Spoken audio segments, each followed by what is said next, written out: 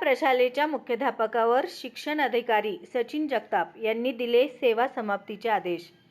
सोलापूर शहरातील श्री कुऱ्हेन शेट्टी ज्ञाती संस्था संचलित श्रीमती नरसम्मा बसप्पा बंडा प्रशालेत एक धक्कादायक प्रकार समोर आला आहे। येथील मुख्याध्यापक एम.डी. बिराजदार यांच्यावर एका महिला शिक्षिकेचा लैंगिक छळ आणि विनयभंग केल्याप्रकरणी सदर बाजार पोलीस ठाण्यात गुन्हा FIR दाखल करण्यात आला आहे।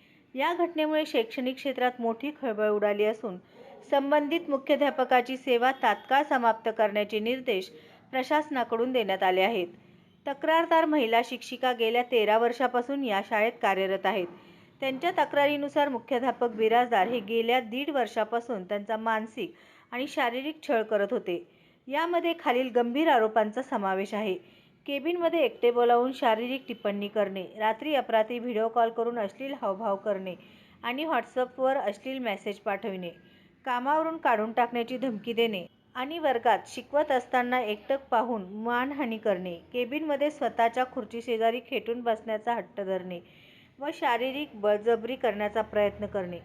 पोलीस कारवाई आणि कायदेशीर त्रासाला कंटाळून पीडित शिक्षिकेने सदर बाजार पोलीस स्टेशन येथे धाव घेतली असून त्यांच्या तक्रारीवरून FIR क्रमांक 0032/2026 अन्वये गुन्हा दाखल करण्यात आला आहे।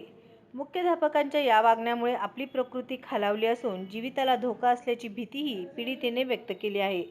या प्रकरणाचे गांभीर्य लक्षात घेता शासन निर्णय, शालेय शिक्षण व क्रीडा विभाग मधील तरतुदीनुसार दोषी मुख्याध्यापकावर कठोर कारवाई करण्याचे संकेत देण्यात आले आहेत।